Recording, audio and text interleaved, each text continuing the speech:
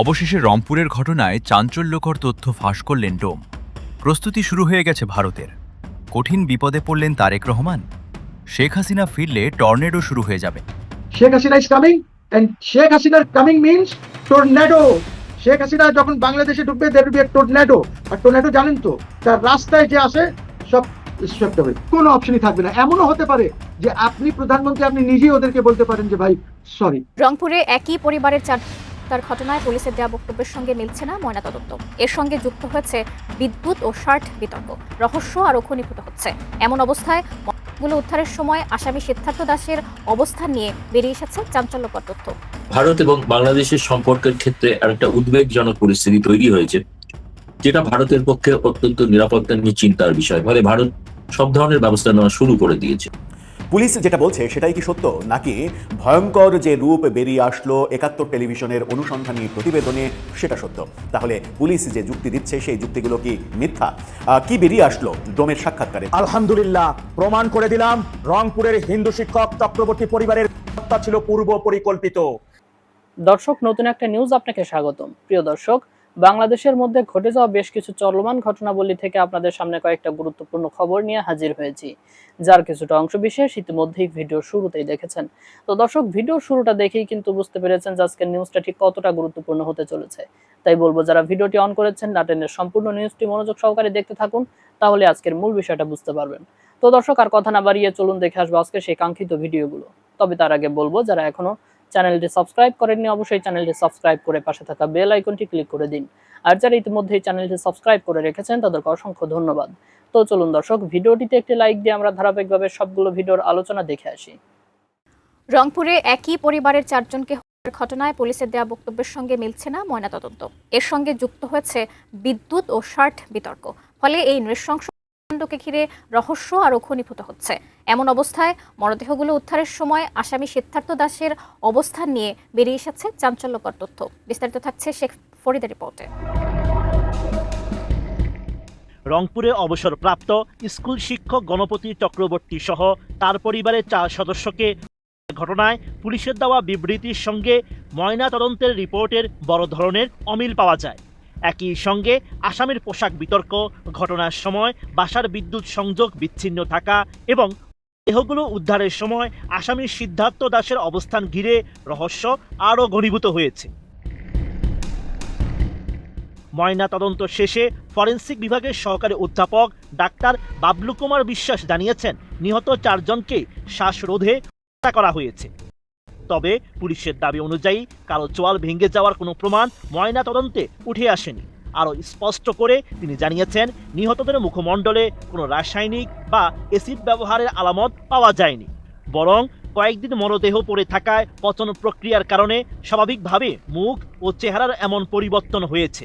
পরীক্ষার জন্য বিভিন্ন নমুনা সিআইডির ল্যাবে পাঠানো হয়েছে।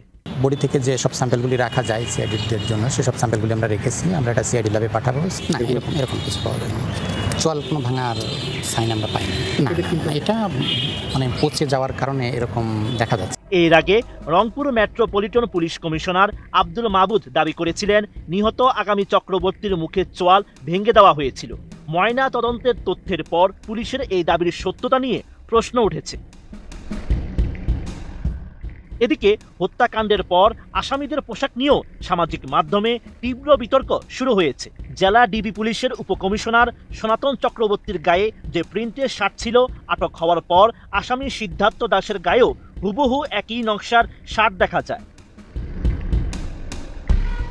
সিদ্ধার্থের শার্ট নিয়ে তার বাবা বিনয় দাস জানিয়েছেন, তিনি যখন তার ছেলেকে পুলিশের হাতে তুলে দেন তখন ওর গায়ে কেবল একটি ঘিয়া রঙের গেঞ্জি ছিল। পরে কিভাবে ওর গায়ে এই শার্ট এলো তা তার জানা নেই। আচ্ছা, সিদ্ধার্থকে যার বাসা থেকে ধরে তখন আপনি ছিলেন? আমি তো ধরে দিয়েছি। আপনি ওই সময় ধরে দিয়েছেন? হ্যাঁ। তখন সিদ্ধার্থের পরনে কি ছিল? এটা গেঞ্জি ছিল। গেঞ্জি ছিল? হ্যাঁ। এই শার্টটা কি দেখছেন কখনো সিদ্ধার্থ? না না, এই শার্টটা কার? তা তো জানি না। আপনি সিদ্ধার্থর গায়ে কখনো এই শার্ট দেখছিলেন? না। আপনার ছেলের শার্ট এটা কি না? না না, এটা আপনার ছেলের শার্ট না? না। এটা কার শার্ট? তা তো জানি না আমি। তবে এই অভিযোগকে কাকতালীয় বলেই ব্যাখ্যা করেছেন ডিবি কর্মকর্তা সনাতন চক্রবর্তী। তার মতে এটি আড়ংয়ের শার্ট, যা হাজার হাজার মানুষের থাকতে পারে।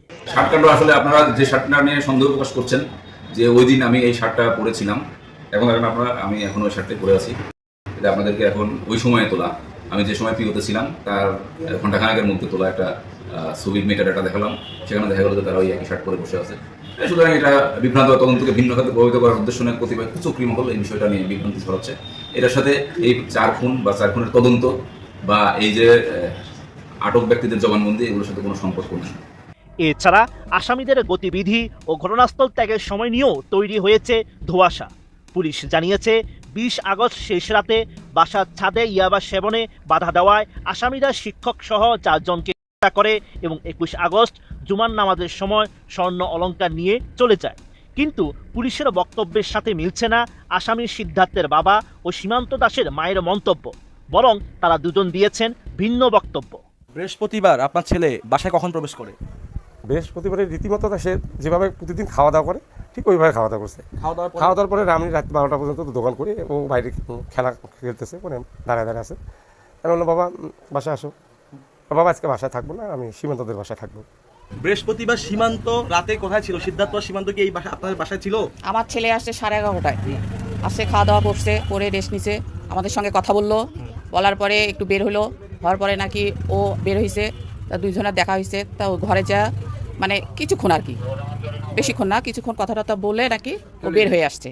তা এই কথাটা আমি আমার ছেলেকে জিজ্ঞাসা করছি যে তোর সাথে ছিল এখানে, তা বললো যে না, হ্যাঁ আসছিল বৃহস্পতিবারে, কিন্তু আমার সাথে একটু কথাটা বলে কিছুক্ষণ পরেই চলে গেছে, কিন্তু কোথায় গেছে সেটা ও জানে না। বাসার মোবাইল ফোন বন্ধ থাকা এবং বিদ্যুৎ সংযোগ নিয়েও রহস্য কাটছে না। ঘটনার রাতে পুরো বাসাটির বিদ্যুৎ সংযোগও বিচ্ছিন্ন ছিল। মরদেহ উদ্ধারের পর ইলেকট্রিশিয়ান উজ্জ্বল কুমারকে ডেকে লাইন সচল করা হয়। তিনি জানান খুঁটি থেকে মেইন লাইনের সংযোগটি সুনির্দিষ্টভাবে খুলে ফেলা হয়েছিল, যা কোনো স্বাভাবিক যান্ত্রিক ত্রুটি নয়। ওখানে যে লাইনটা ভাই ডিসকানেক্ট পাইছি, টোটালি হয় কেউ খুলে দিছে, না শর্ট সার্কিট করে আলাদা করছে। এমনিতেই কখনো লুজ কানেকশনে ওইভাবে আলাদা হয় না, শর্ট সার্কিট সম্ভবত, কারণ ওখানে তো উঠতে গেলে কেউ না কেউ দেখতো। কিন্তু ডিবি পুলিশ বলছে বিদ্যুৎ সংযোগ বিচ্ছিন্ন থাকার বিষয়টি তাদের জানা নেই। এদিকে মরদেহগুলো উদ্ধারের সময় সিদ্ধার্থ দাসের অবস্থান নিয়েও বেরিয়ে এসেছে চাঞ্চল্যকর তথ্য। সিসিটিভি ফুটেজে দেখা যায় পুলিশ যখন স্কুল শিক্ষক গণপতি চক্রবর্তীর বাড়ি থেকে মরদেহগুলো উদ্ধার করছে, তখনও গণপতির বাড়ির সামনের গলিতে অবস্থান করছিল সিদ্ধার্থ দাস। এছাড়াও রংপুরে 4 হত্যাকাণ্ডের ঘটনায় ময়নাতদন্তের অমিল এবং পারিপার্শ্বিক নানা অসঙ্গতির কারণে হত্যাকাণ্ডটির প্রকৃত মোটিভ ও নেপথ্যের ঘটনা নিয়ে জনমনে উঠেছে নানা প্রশ্ন। মেয়েটার বীর্য বাড়িছে, বীর্যটা রাখছি আমি, মেয়ের মাকে দেখছে তো ওই করছে বীর্য রাখো, ওটাও একটু সব বাড়িছে। রংপুরে অবসরপ্রাপ্ত শিক্ষক গণপতি চক্রবর্তী, তার স্ত্রী এবং 2 সন্তান হত্যা ঘটনায় ময়নাতদন্তে অংশ নেওয়া ডোম যতীন রায়ের একটি ভিডিও সামাজিক যোগাযোগ মাধ্যমে ছড়িয়ে পড়েছে। ভিডিওতে তিনি নিহত প্রীতিলতা চক্রবর্তী ও তার মেয়ে প্রার্থী চক্রবর্তী আগামীর শরীর থেকে বীর্য পাওয়ার দাবি করেছেন। ডাক্তার বলছে ওটা দেখো তো আছে কিনা, দেখলাম তো ওই যে বীর্য বাড়াচ্ছে, তো বলে ওটা রাখি দাও, ওটা রাখি দিলাম। এবং ডাক্তারের উপর তো আমি তো কিছু বলতে পারবো না, এবং ডাক্তার যদি রাখে, যদি ভিসা যদি রাখবার চায় যে ভিসা রাখি দাও, তাহলে রাখি দেবো। আর যদি বলে না রাখবে না, কোনো ব্যথি নাই, তাহলে রাখবো না। ডাক্তার বীর্য যখন বেড়েছে, ডাক্তার বলে ওটা ভেজালি সব বাইর করে নেয়, বাইর করে নিয়েছি। ভেজালি ঠিক আছে, কিন্তু মানে আপনার কি মনে হয় এমনি আপনার সাথে আলোচনা না, এগুলো বাইরে বলা যাবে না, বাইরে আমি বলি পরে ডাক্তার রিপোর্ট লিখবে আরেকটা, আর আমি বলবো আরেকটা। করতেছেন আপনি আমাকে বলেন। মেয়েটার বীর্য বাড়িছে, বীর্যটা রাখছি আমি, মেয়েটা মেয়ের মাকে দেখছে তো ওই করছে বীর্য রাখো, ওটাও একটু সব বাড়িছে। আমার বাংলা কথা বুঝতে বাবা, কিন্তু ওগুলো বলা যাবে না বাইরে। তবে ময়নাতদন্তকারী চিকিৎসক বলেছেন ধর্ষণের আশঙ্কায় সংগ্রহ করা আলামত পরীক্ষার পর প্রতিবেদনে কোনো স্পার্ম পাওয়া যায়নি। কারণ তো স্পষ্ট বলা মুশকিল, এটা সেন্সিটিভ ইস্যু, আমরা যেন সেভাবেই কথা বলি। তবে এটা হত্যাকাণ্ড এটুকু বলা যেতে পারে। এ বিষয়ে ময়নাতদন্তকারী চিকিৎসক রংপুর মেডিকেল কলেজ ফরেনসিক বিভাগের সহকারী অধ্যাপক বাবুল কুমার বিশ্বাস বলেন, ডোমের কাছে মনে হয়েছিল এটা ধর্ষণের আলামতের সঙ্গে সম্পৃক্ত কোনো উপাদান, তবে ফরেনসিকের ফলাফলে ধর্ষণের কোনো আলামত পাওয়া যায়নি বলে জানান তিনি। যা আমরা পেয়েছি তাই লেখা, তার মৃত্যুর কারণ সম্পর্কে বলা, হ্যাঁ, তারপরে কোনো সেক্সুয়াল কোনো অ্যাসল্টের সাইন আছে কিনা সে ব্যাপারেও আমাদের মতামত দিয়েছি। আমরা আসলে কোনো সেক্সুয়াল অ্যাসল্টের সাইন আমরা পাইনি, এমনকি ল্যাব টেস্টে আমরা যে স্যাম্পেলগুলি পাঠিয়েছিলাম সেগুলিতেও তেমন কোনো এভিডেন্স পাওয়া যায়নি। এদিকে আলোচিত এই হত্যাকাণ্ডের ঘটনার পর পুলিশ প্রশাসনে বড় রদবদল ঘটেছে। রংপুর মেট্রোপলিটন পুলিশের কমিশনার মোহাম্মদ আব্দুল মুরাদকে সরিয়ে নতুন কমিশনার হিসেবে পুলিশের বিশেষ শাখার ডিআইজি মাহবুবুর রশিদকে দায়িত্ব দেওয়া হয়েছে। সোমবার স্বরাষ্ট্র মন্ত্রণালয়ের জননিরাপত্তা বিভাগের পুলিশ এক শাখা থেকে জারি করা প্রজ্ঞাপনে এই বদলির নির্দেশ দেওয়া হয়। মন্ত্রণালয়ের ডেপুটি সেক্রেটারি তৌসিফ আহমেদ স্বাক্ষরিত প্রজ্ঞাপনে বলা হয়, আদেশটি অবিলম্বে কার্যকর হবে। গত 12 আগস্ট স্বরাষ্ট্র মন্ত্রণালয়ের এক প্রজ্ঞাপনে আব্দুল মুরাদকে রংপুর রেঞ্জের ডিআইজি হিসেবে পদায়ন করা হয়েছিল। আপনি মনে করছেন যে আপনি 2010টা বা 15টা বা 19টা সিট পেয়ে গেছেন, মহিলা সিট নিয়ে আপনার অনেক সিট হয়ে গেছে, এই কোনোটাই কাজ দেবে না। Because Sheikh Hasina is coming, Sheikh Hasina is coming, and Sheikh হাসিনার coming means tornado. Sheikh Hasina যখন বাংলাদেশে ঢুকবে there will be a tornado. আর টর্নেডো জানেন তো, তার রাস্তায় যে আসে সব সোয়েপ্ট হবে। ইনভেস্টমেন্ট আনা ইজ এ জোক, এটা কমেডি করেন না। আপনার এখানে কে ইনভেস্টমেন্ট আসবে? বুঝি, যেখানে আপনার নিজের ফ্যাক্টরিজ আপনার দেশে বন্ধ হচ্ছে, আনএমপ্লয়মেন্ট হচ্ছে, কেন হচ্ছে? বিকজ আপনার ল এন্ড অর্ডার নাই দেশে। দেশে আপনার ইউটিলিটি, আই মিন গ্যাস নাই, পানি নাই, পাওয়ার নাই আপনার দেশে। এই অবস্থা তো শেখ হাসিনার সময় ছিল না। সে যতই লুটপাট করুক, এখন যখন আমি যাই লোকজন আমাকে বলে দেখ আমরা অনেক ভুল করে ফেলেছি, আমরা খুব ভুল করেছি শেখ হাসিনাকে সরিয়ে। আমাদের রাজনৈতিক যে টালমাটাল অবস্থা, শেখ হাসিনা ফিরে এলে কি হবে, না ফিরে এলে কি হবে, নানান ইস্যুতে কাজ করতে। এদিকে তাদের অভ্যন্তরীণ যে রাজনীতি, আপনি বলছেন তারা মিলেমিশে সরকার চালাচ্ছে, জয়েন্টলি সরকার চালাচ্ছে, তার মধ্যেও জামাতে এই অভিযোগ। আমি আইন শৃঙ্খলা পরিস্থিতির দিকে অন্তত আপনার সাথে আজকের এই আলোচনায় সেটিতে এমফাসাইজ করতে চাচ্ছি। যা কিছু ঘটছে এবং নিরাপত্তা কাউন্সিলের যে এক ধরনের সতর্কতা, যে আল কায়দা তার শাখা বিস্তার করতে চাইছে, দূতাবাসের যে হামলা হুমকি, এইগুলো আসলে সরকার কতটুকু জবাব দিতে পারছে বা কতটুকু তাদের পক্ষ থেকে জাতির সামনে বক্তব্য উপস্থাপন করতে পারছে, এবং এর সবার মধ্য দিয়ে বাইডেন মেসেজটা কি যাচ্ছে বহির্বিশ্বে বাংলাদেশ সম্পর্কে? দেখেন, সরকার কিছুই করতে পারছে না। Because law and order maintain করতে হলে আপনার which is the law implementing authority? The law implementing authority is the police. Police, আপনি পুলিশ তো মোটিভেশন নাই পুলিশের, police is still demotivated. Police, আপনি যতক্ষণ পর্যন্ত পুলিশ সদস্যরা যারা মারা গেছে আর যারা এই হত্যাকাণ্ড চালিয়েছে ওদেরকে যতক্ষণ পর্যন্ত আপনি চার্জ করবেন না, আপনি ওদেরকে ইমিউনিটি দিয়ে দিয়েছেন যে না ওদেরকে কিছুই করা যাবে না। এই যে থানাগুলি পুড়িয়েছেন, পুলিশ তো হাঁটু কাঁপে পুলিশের। Have you tried to motivate them? Yunus তো করে নেই। আমি অনেকবার বলেছি যে পুলিশকে মোটিভেট করতে হবে, দে আর ডিমোটিভেটেড। আপনার কি কারেন্ট হোম মিনিস্টার আজ 6 মাস যাবত উনি আছেন, উনি পুলিশের মোটিভেশনের জন্য কিছু করেছেন?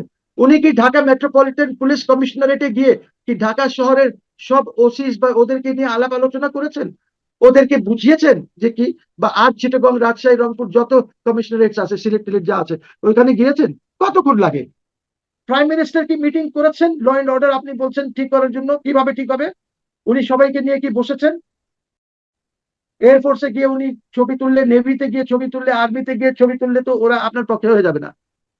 আপনি মুখে যত কথাই বলেন, ওদেরও তো ফ্যামিলিজ আছে। আজকে আপনি তো আর্মিকে এখন পর্যন্ত আজ 2 বছরের ঊর্ধ্বে হয়ে গেল আপনি পাঠাতে পারছেন না ব্যারেকসে, আপনি পাঠাতে পারছেন না। তারা তাদের ট্রেনিং করতে পারছেন না আর্মি, ওইটা প্রবলেম হচ্ছে ওদের। কোন টাইপের কথা বলছেন, কোন ট্রেনিং কথা বলছেন? আর্মি ট্রেনিং, আর্মি তো একটা রেগুলার এক্সারসাইজ আছে, ট্রেনিং আছে, ওদের পড়াশোনা করতে হয়, ওইগুলি হচ্ছে না। আপনি ওদের হাতে দিয়েছেন ডান্ডা, ওদের হাতে থাকবে অস্ত্র, ইসের এসএমজি, এলএমজি যা বলেন, উজি দেন ওদের হাতে, উজি ইসরায়েলি AK-47 দেন ওদের। আপনি ওদেরকে লাঠি দিচ্ছেন পুলিশকে, ওদেরকে ডরায় পাবলিক, দেবে দ্য লাস্ট ফোর্স। আপনি ওকে সামনে নিয়ে আসছেন, এখন পুলিশের সাথে কাজ করতে হয়। আপনি কি করছেন পুলিশের জন্য? আপনি ল এন্ড অর্ডারের যে কথা বলছেন, আমাদের এখানে কত পুলিশ আছে দেখেন, টুরিস্ট পুলিশ আছে, হাইওয়ে পুলিশ আছে, দুনিয়ার পুলিশ আছে আমাদের এখানে, কিন্তু কাউকে মোটিভেট করেনি। আপনি তো আর্মি লাগবেই না, আপনার র্যাব আছে, আপনার সোয়াট আছে, আপনার আরো একটা কি যেন আছে, আর্ম ব্যাটালিয়ন আছে পুলিশের, 2-4 লোক না তো। What have you done to motivate them? আপনার আর্মি লাগবে কেন? Send the army back to the barracks. এদেরকে বলেন ল এন্ড অর্ডার ইয়ে করতে, নাহলে জীবনেও আর্মিকে ব্যারেকে পাঠাতে পারবেন না। আর যদি আপনি আর্মিকে না পাঠান, আপনার দেশে কু হয়ে যাবে, আপনার দেশে কু করবে, আপনার দেশে কু হয়ে যাবে। আই এম টেলিং ইউ, সেটা 3 মাস লাগুক, 4 মাস লাগুক, 6 মাস লাগুক, যদি এই পরিস্থিতি চলতে থাকে। আর্মি আপনার এই ডিটেরিওরেটিং ল এন্ড অর্ডার সিচুয়েশনের সাথে থাকবে না। তাদেরকে তো পর্যায়ক্রমে নেওয়া হবে এই কথা বলা হচ্ছে। এই কথা বলেছেন অনেক আগে আমাদের স্বরাষ্ট্রমন্ত্রী, যে সময় হলেই সেনাবাহিনীর সদস্যরা ব্যারাকে ফিরে যাবে, কিন্তু তার কোনো লক্ষণকে দেখতে পাচ্ছি। কোনো লক্ষণ নাই। আপনার পুলিশ ইজ ডিমোটিভেটেড। ওদেরকে ঠিক করেন, আর্মিকে রেখে ওদেরকে ঠিক করেন, আগে ঠিক করেন, so that army can go back to the barracks, তাদের যে কাজ আছে তারা যেন করতে পারে। আর যদি আপনি এটা না করেন, ডেটেরিয়েট হতে থাকে যদি ল এন্ড অর্ডার এইভাবে, যদি আপনার ইকোনমি এইভাবে ডেটেরিয়েট হতে পারে, army will have no option but to take over the country. কোনো অপশনই থাকবে না। এমনও হতে পারে যে আপনি প্রধানমন্ত্রী, আপনি নিজেই ওদেরকে বলতে পারেন যে ভাই সরি, পারছি না, আপনারা টেক ওভার করেন।